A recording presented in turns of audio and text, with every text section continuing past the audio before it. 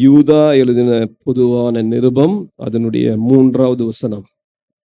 பிரியமானவர்களே, பொதுவான இரட்சிப்பை குறித்து உங்களுக்கு எழுதும்படி நான் மிகவும் கருத்துள்ளவனாய் இருக்கையில் பரிசுத்தவான்களுக்கு ஒரு விசை ஒப்பு கொடுக்கப்பட்ட விசுவாசத்திற்காக நீங்கள் தைரியமாய் போராட வேண்டும் என்று உங்களுக்கு எழுதி உணர்த்துவது எனக்கு அவசியமாய் கண்டது. கர்த்ததாமே இந்த வசனத்தை நமக்கு ஆசீர்வதித்து தருவாராக. ஜெபிப்போம். அப்பத்தை பிட்டு தாரும் அப்பா, அப்பத்தை பிட்டு தாரும், அப்பத்தை பிட்டு தாரும் அப்பா, அப்பத்தை பிட்டு தாரும், ஒப்பில்லா வார்த்தையாம் அப்பத்தை பிட்டு தாரும், ஒப்பில்லா வார்த்தையாம் அப்பத்தை பிட்டு தாரும், ஆசீர்வதித்தே அருளும் அப்பா, ஆசீர்வதித்தருளும், ஆசீர்வதித்தே அருளும் அப்பா, ஆசீர்வதித்தருளும், அப்போத மாத்துமா அப்பத்தால் திருப்தியாகும், அப்போத மாத்துமா அப்பத்தால் திருப்தியாகும். அன்பின் பரலோக தந்தையே, இந்த நல்ல வேலைக்காக நன்றி. உம்முடைய வசனத்தை நாங்கள் வாசித்திருக்கிறோம். இதை தியானிக்கும் பொழுது என் தேவனாகிய கர்த்தர் எங்களோட பேசும்படியாய் ஜெபிக்கிறேன். நீ பேசுகிற நல்ல தேவன் ஆண்டவரே, உம்முடைய வார்த்தையின் மூலமாக எங்களை உயிர்ப்பிக்கும்படியாய் ஜெபிக்கிறேன். உம்முடைய வார்த்தையின் மூலமாக எங்களை போஷித்தருளும்படியாய் ஜெபிக்கிறேன். உம்முடைய வார்த்தையின் மூலமாக எங்களை பலப்படுத்தும்படியாய் ஜெபிக்கிறேன். ஆவியானவரே, எங்கள் ஒவ்வொருத்தருடனும் தனிப்பட்ட விதமாய் பேசும்படியாய் ஜெபிக்கிறேன். அடியனை மறைத்து நீ வெளிப்படுவீராக. இயேசு கிறிஸ்துவின் விலையேறப்பெற்ற நாமத்தில் இந்த ஜெபத்தை ஏறெடுக்கிறேன் நல்ல பிதாவே, ஆமென், ஆமென். கர்த்தருடைய பரிசுத்த நாமத்திற்கு மகிமை உண்டாவதாக. அப்போஸ்தலனாகிய யூதா தன்னுடைய நிருபத்தை எழுதும்போது ஆவியானவர் அவரை எழுதும்படியாய் ஏவின அவருடைய இருதயத்தில் கொடுத்த பாரத்தை குறித்து நமக்கு எழுதி வைத்துள்ளார். இந்த யூதாவை குறித்து நீங்கள் நன்றாக அறிந்திருக்க வேண்டும். இந்த யூதா யார் என்றால், ஆண்டவராகிய இயேசு கிறிஸ்துவின் சகோதரன். இயேசுவின் உயிர்த்தெழுதலுக்கு பிறகு இவர் ஒரு அப்போஸ்தலராக மாறிவிட்டார். எத்தனை பெரிதான பாக்கியம்! அப்படிப்பட்ட யூதா நமக்கு எழுதி கொடுக்கிறார், நாம் எதற்காக போராட வேண்டும்? பரிசுத்தவான்களுக்கு ஒரு விசை ஒப்பு கொடுக்கப்பட்ட விசுவாசத்திற்காக நாம் எப்படி போராடணுமா? தைரியமாய் போராட வேண்டும். போராடுறதுனாலே சில பேருக்கு கொஞ்சம் கஷ்டம். நம்ம வாழ்க்கையில, அன்றாட வாழ்க்கையில நாம் செல்கிற பாதைகள், இவைகளிலே நிறைய போராட்டங்களை நாம் சந்திக்க வேண்டியதா இருக்கிறது. தேவன் நமக்கு கொடுத்திருக்கிற மகா பரிசுத்தமான விசுவாசத்தை நாம் பெற்றிருக்கிறோமே, அந்த விசுவாசத்திற்காக நீங்களும் நானும் போராட வேண்டும் என்று ஆவியானவர் நம்மை அழைக்கிறார். தேவன் நமக்கு கொடுத்திருக்கிற விசுவாசத்துக்கு பேர் என்ன? மகா பரிசுத்தமான விசுவாசம். இதே யூதா அதனுடைய 20வது வசனத்தை கவனிங்க. நீங்களோ பிரியமானவர்களே, உங்கள் மகா பரிசுத்தமான விசுவாசத்தின் மேல் உங்களை உறுதிப்படுத்தி கொண்டு என்று எழுதுகிறார். நீங்களும் நானும் பெற்ற விசுவாசத்துக்கு ஒரு பேர் உண்டு, அதுதான் மகா பரிசுத்தமான விசுவாசம். அந்த மகா பரிசுத்தமான விசுவாசத்துல நீங்களும் நான் என்ன செய்யணும்? நம்மை உறுதிப்படுத்திக் கொள்ள வேண்டும், உறுதிப்படுத்திக் கொள்ள வேண்டும். இந்த விசுவாசத்தை துவக்குகிறவரும் முடிக்கிறவரும் நம்முடைய ஆண்டவராகிய இயேசு கிறிஸ்துவே. ஆகவேதான் அப்போஸ்தலனாகிய பேதுருவும் இதே குறித்து அவர் எழுதுகிறார். அவர் சொல்றாரு, 1 பேதுரு 5ஆம் அதிகாரம் 9ஆம் வசனத்தை வாசித்து பாருங்க. அவர் சொல்றாரு, உங்கள் விசுவாசத்திலே நீங்கள் உறுதியாயிருங்கள். விசுவாசத்துல உறுதியாயிருந்தாதான் பிசாசுக்கு எதிர்த்து நிற்க முடியும். இந்த விசுவாசத்திலே நாம் பலப்பட்டாதான், இந்த விசுவாசத்திலே நம்மை உறுதிப்படுத்தி கொண்டாதான் நாம் தேவனுக்கு பிரியமானவர்கள் என்று அழைக்கப்படுவோம். எபிரேயர் 11ஆம் அதிகாரம் அதனுடைய 1ஆம் வசனம் முதல் 3ஆம் வசனம் வரைக்கும் நீங்கள் வாசிப்பீர்கள் என்றால் விசுவாசத்தை குறித்த நல்ல ஒரு விளக்கத்தை நாம் பார்க்கிறோம். அந்த விசுவாசத்தினாலே நம் முன்னோர்கள் என்ன பெற்றார்களாம்? தேவனிடத்திலிருந்து நற்சாட்சி பெற்றார்கள். அப்ப விசுவாசத்தினால ஒரு மனிதன், ஒரு தேவ பிள்ளை நற்சாட்சி பெறுகிறான். ஆகவேதான் அதே ஆக்கியோன் அதனுடைய 6ஆம் வசனத்தில் எழுதுகிறார், விசுவாசம் இல்லாமல் நம் தேவனுக்கு பிரியமாய் இருப்பது கூடாத காரியம். அப்போ நீங்களும் நானும் பெற்ற விசுவாசத்திலே நாம் பலப்படவில்லை என்றால், அதிலே நம்மை உறுதிப்படுத்திக் கொள்ளவில்லை என்றால், அதிலே வளரவில்லை என்றால், நாம் நற்சாட்சியும் பெற முடியாது, தேவனுக்கு பிரியமான பிள்ளைகளாகவும் வாழ முடியாது. அப்ப நீங்க பெற்ற விசுவாசத்தை குறித்து எவ்வளவு கவனமா இருக்கணும், எவ்வளவு கவனமா அதை போராடணும். ஏன்னா இந்த விசுவாசத்தை நம்ம வாழ்க்கை விட்டு எடுத்து போடுறதுக்கு தான் பிசாசு கங்கணம் கட்டி திரிகிறான். அதான் அப்போஸ்தலன் பேதுரு சொல்லும்போது சொல்றாரு, உங்கள் எதிராளியாகிய பிசாசானவன் எவனை விழுங்கலாமோ என்று கர்ச்சிக்கிற சிங்கத்தை போல வகை தேடி சுற்றி திரிகிறான். நமக்கிட்ட இருந்து அந்த விசுவாசத்தை தான் எடுத்து போடணும்னு நினைக்கிறான். ஏன் அந்த விசுவாசத்தை எடுத்து போடணும்னு நினைக்கிறான்? அவனுக்கு தெரியும், இந்த விசுவாசம்தான் தேவனை பிரியப்படுத்தும். அது மட்டுமல்ல, இந்த விசுவாசத்தினால்தான் இயேசு கிறிஸ்து நம்முடைய இருதயத்திலே வாசம் பண்ணுவாரு. அவனுக்கு நல்லா தெரியும். எபேசியர் 3ஆம் அதிகாரம் 17ஆம் வசனத்துல வாசிக்கிறோம், கிறிஸ்து நம் இருதயத்திலே எதினாலே வாசம் பண்ணுகிறார்? விசுவாசத்தினாலே வாசம் பண்ணுகிறார். அப்படின்னா இயேசு கிறிஸ்து நமக்குள்ள வாசம் பண்ணா பிசாசு பயந்துதான் ஓடணும், நம்மளை தொடவே முடியாது. அப்படின்னா அவனுக்கு தெரியும், இந்த விசுவாசத்தை மட்டும் எடுத்துட்டா போதும், இயேசு அங்க வாழவே முடியாது. அதைதான் எபிரேயாக்கின் எப்படி அழகா சொன்னார் கவனிங்க. எபிரேயர் 3ஆம் அதிகாரம் 12ஆம் வசனம், சகோதரரே, ஜீவனுள்ள தேவனை விட்டு விலகுவதற்கு ஏதுவான அவிசுவாசம் உள்ள பொல்லாத இருதயம் உங்களில் ஒருவனுக்குள்ளும் இராதபடிக்கு நீங்கள் எச்சரிக்கையாயிருங்கள். இந்த அவிசுவாசம் உள்ள எப்படிப்பட்ட இருதயமா ஆண்டவர் எப்படி பார்க்கிறாரு? பொல்லாத இருதயமா பார்க்கிறார். நல்ல கவனிங்க, ரட்சிக்கப்பட்ட நாம் பொல்லாங்கிலிருந்து விடுவிக்கப்பட்டோம். இப்படிப்பட்ட நமக்குள்ள பொல்லாத இருதயம் எப்படிங்க வரும்? என்றைக்கு நாம அவிசுவாசத்துக்கு இடம் கொடுத்துருவோமோ அன்றைக்கு இந்த பொல்லாத இருதயம் நமக்குள்ள வந்துரும். இந்த பொல்லாத இருதயத்தினுடைய வலிமை என்ன அப்படின்னு கேட்டா, ஜீவனுள்ள தேவனை விட்டு நம்ம என்ன செஞ்சிருமா? பிரித்து விடும். இந்த காரியத்தை பிசாசு நன்றாக அறிந்திருக்கிறான். ஆகவேதான் நமக்குள்ள இருந்து இந்த விசுவாசத்தை எடுத்து விடணும்னு பல பிரயாசங்கள் எடுக்கிறான். நீங்களும் நானும் தரிசித்து நடவாமல் எப்படி நடக்கிறோமா? விசுவாசித்து நடக்கிறோம். விசுவாசத்து நடக்கிறது மட்டுமல்ல, இந்த விசுவாசத்தினால்தான் நீங்களும் நானும் ஒவ்வொரு நாளும் பிழைக்கிறோம். ஆபக்குக்கு அதனுடைய 2ஆம் அதிகாரத்துல வாசித்து பாருங்க. அதுல வேதம் நமக்கு சொல்லுகிறது, தன் விசுவாசத்தினாலே நீதிமான் பிழைப்பான். அப்ப நீதிமான் எதுல பிழைக்கணும்? தன் விசுவாசத்தினாலதான். அந்த விசுவாசம் யாரால் கொடுக்கப்பட்டது? தேவனால் கொடுக்கப்பட்ட விசுவாசம். அதனாலதான் இந்த விசுவாசத்துக்காக போராடணும்னு அப்போஸ்தலனாகிய யூதா நமக்கு வலியுறுத்துகிறார். விசுவாசம் இல்லாம நீங்க எந்த காரியம் செய்தாலும் அது எந்த லிஸ்ட்ல வந்துரும் தெரியுமா? பாவத்தின் லிஸ்ட்ல வந்துரும். ரோமர் 14:23 வாசிக்கும் பொழுது அங்கே அப்போஸ்தலனாகிய பவுல் எழுதி கொடுத்திருக்கிறார், விசுவாசத்தினாலே வராத யாவும் பாவமே. இன்னும் ஒரு காரியத்தை இந்த விசுவாசத்தை குறித்து நீங்க அறிந்திருக்க வேண்டும். இந்த விசுவாசத்துல நம்ம பலப்படுவதற்கு ஒரு நாளும் மனித ஞானத்தை பயன்படுத்தவே கூடாது. அப்போ எதினால இந்த விசுவாசம் பலப்பட வேண்டும்? 1 கொரிந்தியர் 2ஆம் அதிகாரம் 4ஆம் வசனத்துல வாசிக்கிறோம். கொஞ்சம் வாசிங்க. உங்கள் விசுவாசம் மனுஷருடைய ஞானத்தில் அல்ல, தேவனுடைய பலத்தில் நிற்கும்படிக்கு. அப்ப நல்லா கவனிங்க, நம்முடைய விசுவாசம், தேவன் கொடுத்திருக்கிற இந்த மகா பரிசுத்தமான விசுவாசம் எதினால் நிற்க வேண்டும் என்று கேட்டா, தேவனுடைய பலத்தினால் நிற்கணும், மனித ஞானத்தினால் அல்ல. ஒரு நாளும் இந்த மகா பரிசுத்தமான விசுவாசத்தை உங்க ஞானத்தோட ஒப்பிட்டு இந்த ஞானத்தினாலே அதை பலப்படுத்தணும்னு நினைச்சிடாதீங்க. அதனால நீங்க அதை பலப்படுத்த முடியாது. இது தேவ பலத்தினால் மாத்திரமே நிற்க முடியும். மறந்து விடாதீர்கள். இந்த விசுவாசம் நம்முடைய வாழ்க்கையில இருக்கும் என்றால் நம்ம என்ன தெரியுமா செய்வோம்? உலகத்தையே ஜெயிக்க முடியுங்க. அதனால தான் அப்போஸ்தலன் யோவான் நமக்கு எழுதி கொடுத்து இருக்கிறார், 1 யோவான் 5:4 சொல்றாரு, நம்முடைய விசுவாசமே உலகத்தை ஜெயிக்கிற ஜெயம்.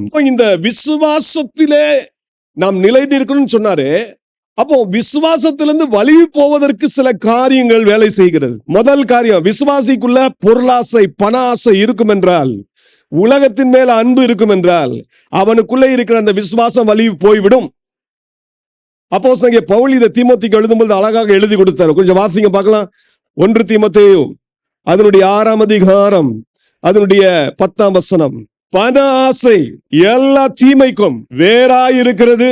சிலர் அதை இச்சித்து விசுவாசத்தை விட்டு வலுவி அநேக வேதனைகளால் தங்களை உருவ குத்தி கொண்டிருக்கிறார்கள். நல்ல கவனிப்போம். நம்ம கொடுக்கப்பட்ட விசுவாசத்திலிருந்து வலிவு போவதற்கு வாய்ப்புகள் உண்டு. எப்போ வாய்ப்புகள் இருக்கும்? நாம் என்றைக்கு ஆண்டவர் மேல் வைக்கிற அன்பில நிலைத்திருக்காம நாம பணத்தின் மேல அன்பு வைப்போமோ, பொருளின் மேல அன்பு வைப்போமோ, உலகத்தின் மேல அன்பு வைப்போமோ, அப்போ இந்த விசுவாசத்துல இருந்து நம்ம என்ன செய்யலாம்? வலிவி போயிடலாம். அதனால எப்பவுமே கவனமா இருக்கணும். ஒரு தேவ பிள்ளை பண ஆசை குறித்து, பொருளாசை குறித்து ரொம்ப கவனமா இருக்கணும். பண ஆசைக்கு இன்னொன்னு பேரு அப்போஸ்தலனாகிய பவுல் சொல்வாரு, கொலோசியருக்கு எழுதும்போது சொல்வாரு, பண ஆசை என்ன? விக்கிரக ஆராதனை. கிறிஸ்தவர்கள் செய்யற விக்கிரக ஆராதனை என்ன? பண ஆசை, பொருள் ஆசை. இன்னைக்கு பொருள் மேலேயும் பணத்தின் மேலும் அன்பு உங்களுக்குள்ள இருக்கக்கூடாது. அப்ப நல்லா கவனிங்க. நம்ம விசுவாசத்தை வலிவி போக பண்றது என்னது? இந்த உலகத்தின் அன்பு. இன்னும் அதே 1 தீமோத்தேயுல அப்போஸ்தலன் பவுல் 2வது ஒரு முக்கியமான காரணத்தை சொல்றாரு. விசுவாசத்தை விட்டு வலிவு போவதற்கு இந்த காரியங்களும் மிக முக்கியமான ஒரு பங்கு வகிக்கிறது. வாசிங்க அதனுடைய 20ஆம் வசனம், 21ஆம் வசனம். ஓ தீமோத்தேயுவே, உன்னிடத்தில் ஒப்புவிக்கப்பட்டதை நீ காத்துக்கொண்டு சீர்கேடான வீண் பேச்சுகளுக்கும் ஞானம் என்று பொய்யாய் பெயர் பெற்றிருக்கிற கொள்கையின் விபரீதங்களுக்கும் விலகு. சிலர் அதை பாராட்டி விசுவாசத்தை விட்டு வலிவு போனார்கள். அப்ப விசுவாசத்திலிருந்து வலிவு போறதுக்கு அடுத்த முக்கியமான காரணம் என்ன? 2வது மிக முக்கியமான காரணம் சீர்கேடான வீண் பேச்சுகள். நம்ம சீர்கேடான வீண் பேச்சுக்கு இடம் கொடுக்குறோமா? அதை பாராட்டுறோமா? அதை என்கரேஜ் பண்றோமா? நீங்க இதை பாராட்டினீங்கன்னு வச்சுக்கோங்க, உடனே எல்லாம் தெரியாது. உங்களுக்கு தேவன் கொடுத்த விசுவாசத்தை விட்டு நீங்க ஆட்டோமேட்டிக்கா வலிவு போயிட்டே இருப்பீங்க. அதனால்தான் இதே 6ஆம் அதிகாரத்துல பாருங்க, 3ஆம் வசனத்துல சொல்லுவார், ஒருவன் நம்முடைய கர்த்தராகிய இயேசு கிறிஸ்துவின் ஆரோக்கியமான வசனங்களையும் தேவ பக்திக்கேற்ற உபதேசங்களையும் ஒப்புக்கொள்ளாமல் வேற்றுமையான உபதேசங்களை போதிக்கிறவனானால் அவன் இருமாப்புள்ளவனும் ஒன்றும் அறியாதவனும் தர்க்கங்களையும் வாக்குவாதங்களையும் பற்றி நோய் கொண்டவனுமாய் இருக்கிறான். அவைகளாலே பொறாமையும் சண்டையும் தூஷணங்களும் பொல்லாத சம்சயங்களும் உண்டாகி கெட்ட சிந்தை உள்ளவர்களும் சத்தியம் இல்லாதவர்களும் தேவ பக்தி ஆதாய தொழில் என்று எண்ணுகிறவர்களுமாய் இருக்கிற மனுஷர்களால் உண்டாகும் மாறுபாடான தர்க்கங்களும் பிறக்கும். இப்படிப்பட்டவர்களை விட்டு விலகு. இப்படிப்பட்டவர்கள் யாரா இருந்தாலும் சரி, அது விசுவாசியா இருந்தாலும் சரி, அப்படிப்பட்டவர்களை விட்டு விலகு. அதே போல 3வது மிக முக்கியமான காரியம், அதான் நம்ம மேலுள்ள வசனத்துல அதுலயும் அது அப்படியே குறிப்பிடப்பட்டிருக்கு. என்ன சொல்றாரு? ஞானம் என்று பொய்யாய் பெயர் பெற்றிருக்கிற கொள்கையின் விபரீதங்கள். இதை விட்டு விலகு. இத பாராட்டாத. நம்ம மனித ஞானத்துல பார்த்தா சூப்பரான கொள்கைன்னு சொல்லுவோம். அந்த கொள்கையை நீங்களும் நான் என்ன செய்யக்கூடாது? ஏற்றுக்கொள்ள கூடாது. ஏன்னா இதெல்லாம் என்ன செஞ்சிடும்? நமக்குள்ள தேவன் நம்ம கொடுத்திருக்க விசுவாசத்தை விட்டு வலிவு போக செஞ்சிடும். அதனால மகா பரிசுத்தமான விசுவாசத்தை விட்டு வலிவு போக பண்ணுவதற்கு இது மிக முக்கியமான காரணங்கள். இன்னும் மிக முக்கியமான காரணம் என்னன்னு கேட்டீங்கன்னா, உலக கவலைகள். அன்றாட வாழ்க்கையில நம்முடைய தேவைகள் சந்திக்கப்படணும், அல்லாட்ட நம்ம ஆசைகள் வச்சிருப்போம். இது நமக்கு கவலைகளாக இருக்கும். அந்த கவலைகள் நம்ம என்ன செஞ்சிடும்? இந்த விசுவாசத்தை விட்டு வலிவி போக பண்ணிவிடும். அதனால்தான் ஆண்டவராகிய இயேசு கிறிஸ்து சொன்னார், முதலாவது தேவனுடைய ராஜ்யத்தையும் அவருடைய நீதியும் தேடு, அப்பொழுது இவைகள் எல்லாம் உனக்கு கூட கொடுக்கப்படும். கவலைப்படுகிறதுனால ஒரு மனுஷனும் ஒன்னும் தன்னுடைய தலையில இருக்க ஒரு முடி கூட என்ன செய்ய முடியாது? கீழே விழ வைக்க முடியாது, ஒட்டவும் வைக்க முடியாது. அப்போ கவலை என்ன செஞ்சிடும்? ஒரு தேவ மனிதனுடைய வாழ்க்கையில அந்த தேவ மனிதன் தேவன் கொடுத்த விசுவாசத்தை விட்டு வலிவி போக பண்ணிடும். அதனால்தான் அப்போஸ்தலனாகிய பவுல் பிலிப்பியருக்கு எழுதும்போது சொன்னாரு, நீங்கள் எப்பொழுதும் சந்தோஷமாயிருங்கள், கர்த்தருக்குள் எப்பொழுதும் சந்தோஷமாயிருங்கள் என்று மறுபடியும் சொல்லுகிறேன் அப்படின்னு சொல்லிட்டு உங்க கவலைகள்லாம் நீங்க நீக்கிட்டு நீங்க ஆண்டு சமூகத்துல ஸ்தோத்திரத்தோடு உங்க விண்ணப்பங்கள் எல்லாம் தேவ சமூகத்துல போய் தருவீங்க. ஒன்றுக்கும் கவலைப்படாதீங்கன்னு சொல்லி ரொம்ப அற்புதமா நமக்கு எழுதி வைத்துள்ளார். அப்போ நல்லா கவனிப்போம். கவலை ஒரு மனிதனுடைய வாழ்க்கையில வரும் என்றால் அது தேவன் நம்ம கொடுத்திருக்கிற விசுவாசத்தை விட்டு வலிவி போக பண்ணும். இந்த 4 முக்கியமான காரணங்களை உங்களுக்கு சொன்னேன். இன்னும் நிறைய காரணங்கள் இருக்கலாம். அது நீங்க வேதத்துல இருந்து ஆராய்ந்து பாருங்க.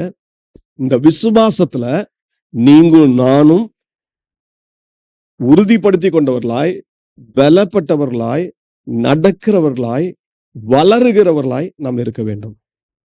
அப்ப அதுக்கு நமக்கு என்ன தேவை? அதுக்கு தேவை என்ன? முதல் காரியம் என்ன தேவைன்னா, முதலும் முற்றும் அதுதான். அது இருந்தாதான் நடக்கும். இந்த விசுவாசம் நமக்குள்ள இருக்கணும். அதன் மூலம்தான் இயேசு நமக்குள்ள வாழ்வார். அப்படின்னா அவர் நமக்கு கொடுத்திருக்கிறது என்ன? தம்முடைய வசனத்தை கொடுத்திருக்கிறார். பாருங்க, ரோமர் அதனுடைய 10ஆம் அதிகாரம் 17ஆம் வசனம். விசுவாசம் கேள்வியினால் வரும், கேள்வி தேவனுடைய வசனத்தினாலே வரும். அப்போ நமக்கு கொடுக்கப்பட்ட இந்த விசுவாசம், மகா பரிசுத்தமான விசுவாசம் எதனால வருகிறது என்று கேட்டீங்கன்னா, வேத வசனத்தினால் தான் வருகிறது. இந்த வேத வசனத்தை நீங்களும் நானும் வாசித்து தியானிக்கும் பொழுது அதுல இருந்து நம்ம அநேக காரியங்களை கற்றுக்கொள்கிறோம். கற்றுக்கொள்கிற நாம் அதை கடைபிடிக்கும் பொழுது அந்த விசுவாசத்துல நம்ம ஊன்ற கட்டப்படுகிறோம். விசுவாசம் தேவனுடைய வசனத்தினால் தான் வரும். அது நீங்க மறந்து விடவே கூடாது. அப்ப இந்த விசுவாசத்துல நீங்களும் நானும் வளரணும் அப்படின்னு சொன்னா நாம் தேவனுடைய வசனத்தை தினந்தோறும் பெற்றுக்கொள்ளுகிற பிள்ளைகளாக மாற வேண்டும். ஒவ்வொரு நாளும் தேவனுடைய வசனத்தின் மேல பிரியம் வைத்து வாசித்து தியானியுங்கள். யோவான் 15ஆம் அதிகாரத்துல இயேசு தம்மோட நிலைத்திருக்கும்படியான ஒரு நல்ல ஒரு உபதேசத்தை நமக்கு அங்கே சொல்லிக் கொடுக்கிறார், கற்றுக் கொடுக்கிறார். ஆண்டவர் சொல்ல, நீங்கள் என்னில் நிலைத்திருந்தால், நான் உங்களில் நிலைத்திருந்தால் நீங்கள் மிகுதியான கனிகளை கொடுப்பீர்கள், நீங்கள் என் சீஷர்களாய் இருப்பீர்கள், நீங்கள் கேட்டுக்கொள்வது எதுவோ அதெல்லாம் உங்களுக்கு தரப்படும் என்று சொன்னார். 2 காரியத்துல நிலைத்திருக்க கற்றுக் கொடுத்தார். என்னது? ஒருவன் என்னிலும் என் வசனம் அவனிலும் நிலைத்திருந்தால் அப்படின்னு சொன்னார். அப்போனா நம்ம எதுல நிலைத்திருக்கணும்? வசனத்துல நிலைத்திருக்கணும். 2வது, வசனத்துல நிலைத்திருக்கிற நாம் அடுத்தது அவருடைய அன்பிலே நிலைத்திருக்கணும். அதான் நீங்க யோவான் 15ஆம் அதிகாரம் 10ஆம் வசனத்துல சொல்றாரு, நான் என் பிதாவின் கற்பனைகளுக்கு கீழ்ப்படிந்து நடக்கிறபடினாலே நான் பிதாவின் அன்பில் நிலைத்திருக்கிறேன். அதே போல நீங்களும் என் கற்பனைகளுக்கு கீழ்ப்படிந்து நடந்தால் என் அன்பிலே நிலைத்திருப்பீர்கள். எவ்வளவு அழகா சொல்லிட்டார் பாத்தீங்களா? அப்போ 2 விஷயத்தை நல்லா கவனிங்க. வசனத்தை பெற்றுக்கொண்டதோடு நின்று விடக்கூடாது. வசனத்தை பெற்றுக்கொண்ட நாம் அந்த வசனத்தை நம்முடைய வாழ்க்கையில கடைபிடிக்க தெரியணும், கீழ்ப்படிய தெரியணும். அந்த கீழ்ப்படியும் போது தேவனுடைய அன்பில நாம் நிலைத்திருக்கிறோம். அப்ப தேவனுடைய அன்பில நாம் நிலைத்திருக்கும் போது இயேசு நம்மோட வாசம் பண்ணுவார். இயேசு நம்மோட வாசம் பண்ணும்போது நாம் கனி தருகிற பிள்ளைகளாக மாறுவோம். நாம் இப்படிப்பட்ட ஜீவியம் செய்யலனா ஆண்டு சொல்றாரு, என்னால் அல்லாமல் உங்களால் ஒன்றும் செய்யக்கூடாது அப்படின்னு சொல்லிட்டாரு. ஒண்ணுமே செய்ய முடியாது. இப்ப நல்லா கவனிப்போம்.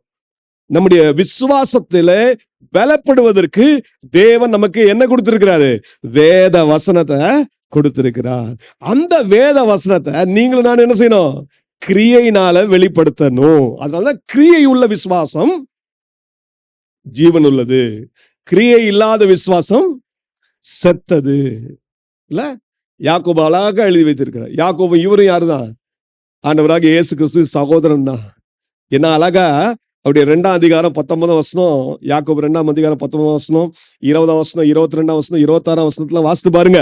அவர் அழகா சொல்லிட்டாரு, கிரியை இல்லாத விசுவாசம் செத்தது. அப்ப நம்ம விசுவாசத்தை எதினால பூர்ணப்படுத்தணும்? கிரியையினால பூர்ணப்படுத்தணும். அதனுடைய 22ஆம் வசனத்தை கொஞ்சம் வாசிக்க பார்க்கலாம். விசுவாசம் அவனுடைய கிரியைகளோட கூட முயற்சி செய்து கிரியைகளினாலே விசுவாசம் பூரணப்பட்டதென்று காண்கிறாய். நல்ல கவனிங்க. இப்ப விசுவாசத்துல உங்களை நடக்க சொன்னேன், விசுவாசத்துல உறுதிப்படுத்திக் கொள்ள சொன்னேன், விசுவாசத்துல நிலைத்திருக்க சொன்னேன், விசுவாசத்திலே நீங்கள் பலப்படணும் என்று சொன்னேன். இப்ப அடுத்தது விசுவாசத்துல பூர்ணப்படுகிற அனுபவத்துக்கு நேராய் நாம் வரணும் அப்படின்னு சொன்னா நம்ம எப்படிப்பட்ட விசுவாசம் உடையவர்களா இருக்கணும்? கிரியையுள்ள விசுவாசம். அதனாலதான் யூதா சொல்றாரு, தேவன் உங்க கையில ஒப்பு கொடுத்த அந்த விசுவாசத்துக்காக தைரியமாய் போராடு, தைரியமாய் போராடு. நல்லா கவனிப்போம். இந்த தைரியமா போராடுற வார்த்தை எவ்வளவு முக்கியமான வார்த்தை கவனிங்க. அப்போ கிரியையோட அதை பூர்ணப்படுத்துங்க. கிரியையோட கிரியை முதல்ல வரல, விசுவாசம் முதல்ல வந்துச்சு. விசுவாசம் முதல் வந்த பிறகுதான் அதை கிரியையினால பூர்ணப்படுத்துறீங்க. கிரியை முன்னாடி வந்து விசுவாசம் பின்னாடி வந்தா அதுவும் பிரயோஜனமற்றது. சரியா? இல்லைன்னா நம்ம சொல்லிடுவோம், என் கிரியையினாலே நான் ரட்சிக்கப்பட்டேன்னு சொல்லிடுவோம். அப்படி சொல்ல முடியாது. முதல்ல விசுவாசம், கிருபையினாலே விசுவாசத்தை கொண்டு ரட்சிக்கப்பட்டீர்கள். இது முதல் அனுபவம். அடுத்தது பரிசுத்தமாக்கப்பட்ட நாம், சுத்திகரிக்கப்பட்ட நாம், பரிசுத்தவான்களுக்கு என்று தேவன் வைத்திருக்கிற சுதந்திரத்திலே அவர்கள் பங்கடைவதற்கு விசுவாசம் பூர்ணப்பட்டவர்களாய் காணப்பட வேண்டும். அல்லேலூயா. ஆகவேதான் இந்த விசுவாசத்தை நீங்க எப்படி பூர்ணப்படுத்தணும்? கிரியையினாலே. உங்க விசுவாசம் கிரியையினாலே அது நடப்பிக்கப்பட்டு அதை பூர்ணப்படுத்த நீங்க பழகிக்கொள்ளணும். நாம் விசுவாசிகளா என்பதை கூட நம்ம என்ன செய்யணுமா? சோதித்து பார்க்கணுமா? ஏன்னா அது ரொம்ப நல்லது. நம்மளே செக் பண்றது அடிக்கடி நல்லது. செக் பண்ணிக்கணும். நீங்க இதை 2 கொரிந்தியர் 13:5 வாசிக்கிறீங்க. நீங்க சோதிக்கிறது வேற. என் ஆண்டவராகிய கர்த்தரே என்ன செய்வார்? உங்க வாழ்க்கையில அப்படிப்பட்ட சூழ்நிலையை மாற்றுவார். எப்படி செய்வார் தெரியுமா? 1 பேதுரு 1:7 வாசிக்கிறோம். உங்கள் விசுவாசம் மிகவும் விலையேறப்பட்டதாக இருக்கிறபடினாலே அது சோதிக்கப்படும். சோதிக்கப்படும் போது ஐயோ ஐயோ ஐயோன்னு சொல்லிட்டு ஓடிடக்கூடாது. தைரியமா போராடணும். இதே போல இது நம்ம பலவிதமான சோதனைகளை அகப்படும் போது, யாக்கோபு அதனுடைய 1:2 வாசித்து பாருங்க. நம்முடைய விசுவாசம் பரீட்சிக்கப்படும், சோதிக்கப்படும், பரீட்சிக்கப்படும்.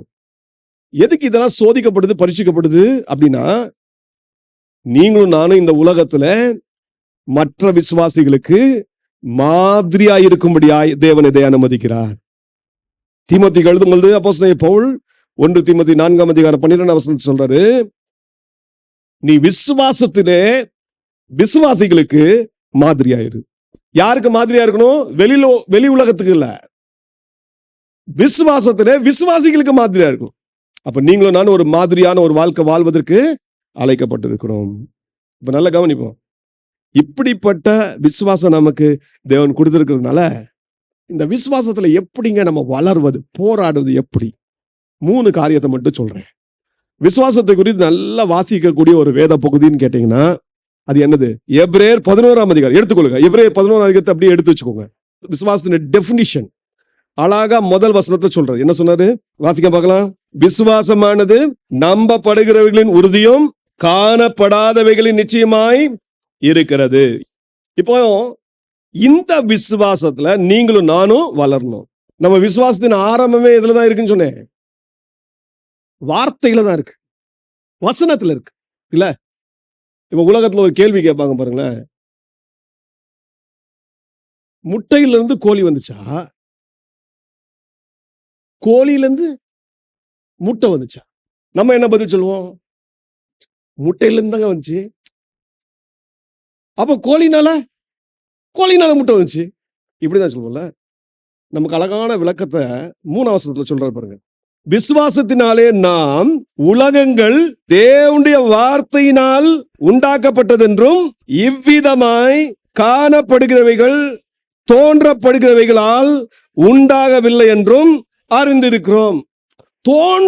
நமக்கு தோன்றது எது? முட்டை. நமக்கு தோன்றது என்ன? கோழி. கோழியும் முட்டையும் பார்த்துட்டோம். நம்ம என்ன சொல்றோம்? முட்டையில இருந்து கோழி வந்துச்சா, கோழியில இருந்து முட்டை வந்துச்சா? இதான் நம்ம ஆராய்ச்சியில இந்த ஒரு வட்டத்திலேயே சுத்திட்டு இருக்கு. ஆனா விசுவாசிக்கு தெரியும், ஒரு தேவ பிள்ளைக்கு தெரியும், இந்த உலகமானது, உலகத்தில் உள்ள ஒவ்வொரு பொருட்களும் தேவனுடைய வார்த்தையினால் உருவாயிற்று. அல்லேலூயா. முட்டையினாலும் உருவாகல, கோழியினாலும் உருவாகல, அது தேவனுடைய வார்த்தையினால் உருவாயிற்று. அப்ப தேவ வார்த்தை இல்லைன்னா விசுவாசமே இல்லை. இந்த விசுவாசத்துல வளர்ந்த தேவ பிள்ளைகளுடைய அருமையான சாட்சிகளை இந்த எபிரேயர் 11ஆம் அதிகாரத்துல வாசிக்கிறோம். இவங்கெல்லாம் நமக்கு யார் தெரியுமா? மேகம் போன்ற திரளான சாட்சிகள். நோவா, ஏனோக்கு, ஆபிரகாம், ஈசாக்கு, யாக்கோபு, சாரா, இன்னும் அப்படியே லிஸ்ட் பெருசா போயிட்டே இருக்கு. இவங்க எல்லாருமே எதனால தேவனுக்கு பிரியமான பிள்ளைகளா இருந்தாங்க தெரியுமா? விசுவாசத்தினாலே. ஒரே ஒரு காரியம்தான், விசுவாசத்தினால. அப்போ இந்த மக்களை பற்றி நமக்கு எழுதி கொடுத்துட்டு இந்த விசுவாசத்துக்காக நம்ம எப்படி போராடணும்னு சொல்லி எபிரேயாக்கியோன் இதே 11ஆம் அதிகாரத்தில் எழுதி வைத்துள்ளார். 3 முக்கியமான காரியத்தை நீங்களும் நானும் செய்யணும். என்ன அது? முதல் காரியத்தை கவனிங்க. தேவ வல்லமையை நாம் எந்த சூழ்நிலையிலும் நம்ப பழகி கொள்ள வேண்டும். அதாவது என் தேவன் சர்வ வல்லமையுள்ளவர் என்பதை எந்த சூழ்நிலையிலும் நம்ப பழகி கொள்ள வேண்டும். முதல். இரண்டாவது, என்னுடைய ஒவ்வொரு போராட்டத்திலும் ஒரு தேவ சித்தம் இருக்கிறது. ஆகவே தேவ சித்தத்துக்கு நான் அர்ப்பணிக்க வேண்டும் என்பதை இரண்டாவதாக ஆவியானவர் நமக்கு கற்றுக் கொடுக்கிறார். மூன்றாவது, நம்முடைய விசுவாச போராட்டத்திலே தேவன் கொடுத்திருக்கிற வாக்குத்தத்தமான ஆசீர்வாதங்களின் மேல் நம்மை நிலைநிறுத்தி கொள்ள வேண்டும் என்பதை ஆவியானவர் கற்றுக் கொடுக்கிறார். முதல் காரியத்தை நம்ம கவனிக்க போறோம்.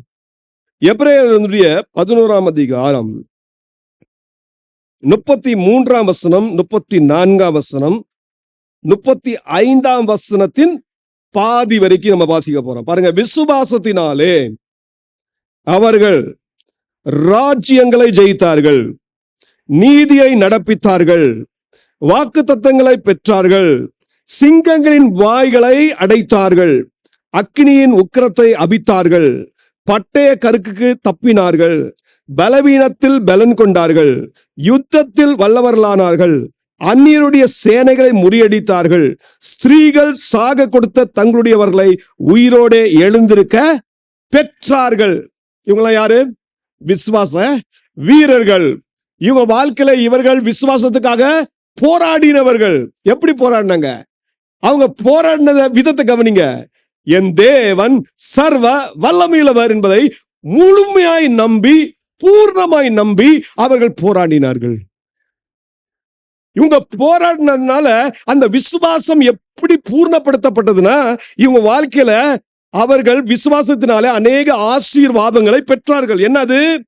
அவர்கள் ராஜ்யங்களை ஜெயித்தார்கள், நீதியை நடப்பித்தார்கள், வாக்குத்தத்தங்களை பெற்றார்கள், சிங்கத்தின் வாயை அடைத்தார்கள், அக்னியின் உக்கிரத்தை அவித்தாங்க, பட்டய கருக்குக்கு தப்புனாங்க, பலவீனத்தில் பலன் கொண்டாங்க, யுத்தத்தில் வல்லவர்களானாங்க, அந்நியருடைய சேனைகளை முறியடித்தாங்க, சாக கொடுத்த பிள்ளைகளை மீண்டும் பெற்றெடுத்தாங்க. எத்தனை அற்புதம்! இதை நம்ம படிக்கும்போது நமக்கு ரொம்ப சந்தோஷமா இருக்கும். அப்பா, நீங்க படிக்கிறீங்க, உண்மைதான். இது விசுவாசத்தின் அவுட்கம். விசுவாசத்தினுடைய அந்த பூர்ணப்பட்ட உடனே கிடைத்த விளைவுகள். இந்த விளைவை கண்டு நம்ம ரொம்ப நல்லா சொல்றோம். ஆனா இந்த விளைவுக்கு முந்தி இந்த பரிசுத்தவான்கள் போராடினார்களே, அதை நீங்கள் அறிய வேண்டுமே. நம்ம அந்த சூழ்நிலையில இருந்தா நம்ம இப்படி போராடுவோமா? இதுல ஒரே ஒரு உதாரணத்தை மட்டும் எடுக்கிறேன். தானியேல் என்பவரை குறித்து நாம் வாசிக்கிறோம். தானியேலுடைய வாழ்க்கையில அவர் என்ன செய்தாரு? சிங்கத்தின் வாயை அடைத்தார். அல்லேலூயா. நம்ம எல்லாருக்கும் அது சம்பவத்தை கேட்ட உடனே ரொம்ப சந்தோஷமா இருக்கும். ஆனா அந்த தானியேலுடைய வாழ்க்கையில விசுவாச போராட்டம் எப்படி இருந்துச்சுன்னு கொஞ்சம் கவனிக்கிறீங்களா? தானியேல் அதனுடைய 6ஆம் அதிகாரத்தை எடுத்து வைத்துக் கொள்ளுங்கள். தரிய அரசாண்ட காலத்துல தானியேல் 120 தேசாதிபதிகளுக்கு மேலாக வைக்கப்பட்ட 3 பிரதானிகளில் ஒருவராய் இருந்தார். தரியுக்கு தானியேல் மேல ஒரு அளவில்லாத ஒரு அன்பு. ஏன்னா தானியேல்ட்ட ஒரு விசேஷித்த ஆவி இருந்துச்சுன்னு அவர் பார்த்துட்டார். அதனால என்ன நினைச்சார் தெரியுமா? எப்படியாவது இந்த தானியேலை என்ன செஞ்சிடணும், இந்த 3 பிரதானிகளுக்கும் தலைவனா வச்சிடணும்னு அவர் விரும்பினார். 120 தேசாதிபதிகள் இந்த ராஜாவின் இந்த எண்ணத்தை அவர்கள் அறிந்தவர்கள். மற்ற 2 பிரதானிகளை அறிந்தவர்கள் என்ன நினைச்சாங்க, எப்படிதான் தானியேலை கவுப்பது? ஒரு உயர்வு வந்தாலே, ஒரு தேவ பிள்ளைக்கு உயர்வு வந்தாலே அங்க பொறாமையும் போராட்டமும் வரதான் ஆரம்பிக்கும். நீங்க எவ்வளவு அதிகமா உயர்த்தப்படுறீங்களோ அந்த அளவுக்கு போராட்டமும் சேர்ந்தே வரும். உங்களை கீழே கவிழ்த்து போடணும்னு சொல்லிட்டு இந்த உலகம் கங்கணம் கட்டி திரியும். பிசாசு அந்த வேலை தான் செய்வான்.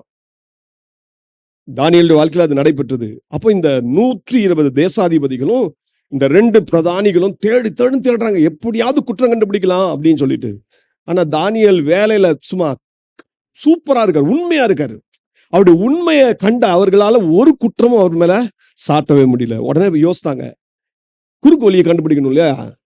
ராஜா அரண்மனையில உண்மையா இருக்காரு, ராஜாவுக்கு உண்மையா இருக்கிறார், தன் வேலையில உண்மையா இருக்கிறார், இவர் எப்படிதான் கவிழ்ப்பது? அப்போ அவருடைய வழிபாடு முறைகளை கை வச்சுட்டா மாட்டிடுவாரு. அப்ப என்ன யோசித்தாங்க பாருங்க, ரொம்ப அழகான யோசனை. என்ன இந்த பிரதானிகளும் இந்த தேசாதிபதிகளும் யோசித்தாங்க, ராஜாட்ட போய் சொல்லுவோம், ராஜாவே இது ஒரு பெரிய ராஜா, அப்படியே பாராட்டின உடனே ராஜாக்கும் அப்படியே குஷி வந்துருமே. சொல்லிட்டாங்க, 1 மாசம் வரைக்கும் யாரும் வேற எந்த தெய்வத்தையும் வணங்க கூடாது. 7ஆம் வசனத்தை கவனிங்க, எவனாகிலும் 30 நாள் வரை ராஜாவாகிய உம்மை தவிர எந்த தேவனை ஆனாலும் மனுஷனை ஆனாலும் நோக்கி யாதொரு காரியத்தை குறித்து விண்ணப்பம் பண்ணினால் அவன் சிங்கங்களின் கெபியிலே போடப்பட ராஜா கட்டளை பிறப்பித்து உறுதியான தாக்கீது செய்ய வேண்டும் என்று ராஜ்யத்தினுடைய எல்லா பிரதானிகளும் தேசாதிபதிகளும் பிரபுக்களும் மந்திரிமார்களும் தலைவர்களும் ஆலோசனை பண்ணி கொண்டிருக்கிறார்கள் என்று சொல்றாங்க. அவர்கிட்ட இருக்கிற மந்திரிமார்கள் பிரதானிகள் எல்லாரும், ராஜா உண்மைதான் எல்லாரும் வணங்கணும், உங்ககிட்ட தான் எல்லாரும் விண்ணப்பம் பண்ணணும் சொன்னா ராஜாக்கு ஒரே குஷி. தானியேலை எப்படியாவது மாட்டணும்னு இந்த மக்கள் இந்த வனமான சதி திட்டத்தை தீட்டுறாங்கன்னு தெரியல.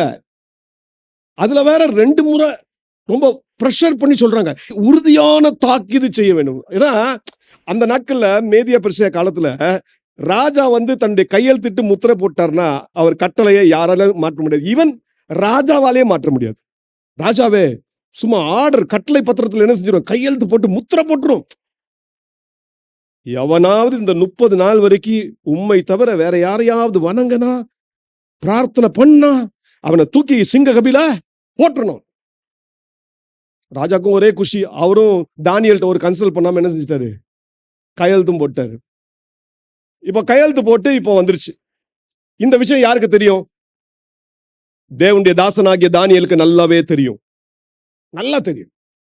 இப்ப யோசிச்சு பாருங்களேன், நீங்க ஒரு அந்நிய தேசத்துல ஒரு பெரிய போஸ்ட்ல ராஜாவுக்கு மிகவும் பிரியமானவர்களா இருக்கீங்க. அந்த இடத்துல ராஜா நினைக்கிறாரு, என்னுடைய அரண்மனையில எனக்கு அடுத்ததா தானியேல் இருக்கணும் அப்படின்னு விரும்புறாரு. உங்களை அப்படி நினைக்கிறேன்னு வச்சுக்கோங்க. இப்படிப்பட்ட ஒரு பிரச்சனை நடுவில் வந்துச்சு. ராஜா கேட்காம கொள்ளாம ஒரு பத்திரத்தை எழுதிட்டாரு, உங்ககிட்ட கேட்கல. இப்ப நீங்க என்ன செய்வீங்க? இது ஒரு பெரிய விசுவாச போராட்டம். எல்லாம் கவனிங்க. ஒண்ணு, தானியேலுக்கும் தரியுவுக்கும் எந்த சண்டை கிடையாது. தானியேல் தரியுவுக்கு ரொம்ப இருதயத்துக்கு ஏற்றவரா இருக்காரு. ஒரு நல்ல ராஜா யாரை ஏற்றுக்கொண்டிருக்கிறார்? ஒரு அடிமையாய் வந்த இன்னொரு நாட்டாரை, இன்னொன்று இஸ்ரவேலனை ஏற்றுக்கொண்டிருக்கிறார். யோசிச்சு பாருங்களேன். நம்ம விசுவாசத்துக்காக சில நேரம் நிற்போம். எதிர இடத்துல நிற்போம் தெரியுமா? நமக்கு அவங்களுக்கு பிடிக்காதுன்னு வச்சுக்கோங்க, நின்றுருவோம். ஆனா நம்ம ரொம்ப க்ளோஸா விரும்புறாங்க, நேசிக்கிறாங்க அப்படின்னு நினைச்சுக்கோங்க, இவங்களை எப்படியா துக்கப்படுத்துறது அப்படின்னு நம்ம விசுவாசம் ஆட ஆரம்பிச்சிருவோம். முதல் அவருக்கு இருக்கிற பிரச்சனை என்னது? தரியு அவரை நேசிக்கிறார், அவர் கட்டளை பத்திரத்துல கையெழுத்து போட்டாரு, நான் எப்படி மீறுவது அப்படின்னு. ரெண்டாவது, அவருக்கு தெரியும் இந்த சூழ்ச்சி யார் பண்ணா, இந்த பிரதானிகள் இந்த தேசாதிபதிகள் செஞ்சிருக்கான்னு தெரியும். அடுத்த சைடு, நான் யார்? யெகோவா தேவனுடைய ஊழியக்காரன். என்னுடைய ஆண்டவர் யார்? என்னுடைய ராஜா யார்? யெகோவா ஆகிய தேவனே. அவர் தான் எனக்கு ஜீவன் கொடுத்திருக்கிறார், அவர் தான் இந்த உயர்வை எனக்கு கொடுத்திருக்கிறார். அவர் தான் என்னை இந்த அளவுக்கு என்ன நிலைநிறுத்தி இருக்கிறார். இந்த நேரத்துல விசுவாச போராட்டம் ஆரம்பிச்சிருச்சு. இந்த நேரத்துல நீங்களும் நானும் இருந்தா என்ன செஞ்சிருப்போம்? காம்ப்ரமைஸ் பண்ணிருப்போம் இல்லையா? ஆனா தானியேல் அந்த காம்ப்ரமைஸே பண்ணல. நல்லா கவனிங்க. தானியேல் என்ன செஞ்சார் கவனிங்க. 10ஆம் வசனம் சொல்லுது, தானியேலோ வென்றால். எவ்வளவு அற்புதமான வார்த்தை பாருங்களேன். இதெல்லாம் தெரிஞ்சு சூழ்நிலையை பார்த்துட்டு சொல்ற, தானியேலோ வென்றால். அந்த பத்திரத்துக்கு கையெழுத்து வைக்கப்பட்டது என்று அறிந்த போதிலும் தன் வீட்டுக்குள்ளேயே போய் தன் மேல் அறையிலே எருசலேமுக்கு நேராக பலகணிகள் திறந்திருக்க அங்கே தான் முன் செய்து வந்தபடியே தினம் 3 வேளையும் தன் தேவனுக்கு முன்பாக முழங்காற்படியிட்டு ஜெபம் பண்ணி ஸ்தோத்திரம் செலுத்தினான். விசுவாச வீரன் ஏன் தானியேல் அழைக்கப்பட்டிருக்கிறார்? இதுதான் காரணம். சூழ்நிலைகள் அவருக்கு சாதகமா இல்லை. இந்த 30 நாள் யெகோவா தேவனை ஆராதிச்சா, யெகோவா தேவனிடம் பிரார்த்தனை பண்ணா, ஜெபம் பண்ணா, அவருக்கு தெரியும் என்னை சிங்க கபில போட்டு விடுவாங்க, ராஜா நினைச்சா கூட என்னை காப்பாற்ற முடியாது. தெரியும், தானியேலுக்கு நன்றாக தெரியும். ஆனா அவர் என்ன தெரியுமா செஞ்சாரு? முன் செய்தது போலவே, எப்படி அவர் 3 வேளை ஜெபம் பண்ணாரோ, எருசலேமை நோக்கி தன் பலகணியை திறந்து தன்னுடைய ஜன்னலை திறந்து முழங்கால் படிட்டு ஜெபம் பண்ணினாரோ, அதே வண்ணமாய் தினந்தோறும் ஜெபம் பண்ணார். இதனால என்ன பெரிய இழப்புகள் வரும்னு அவருக்கு தெரியும். ஆனா விசுவாசத்தை விட்டு வலிமை போகவே இல்லை. அவருக்கு தெரியும், என் ஆண்டவர் சர்வ வல்லமையுள்ளவர்.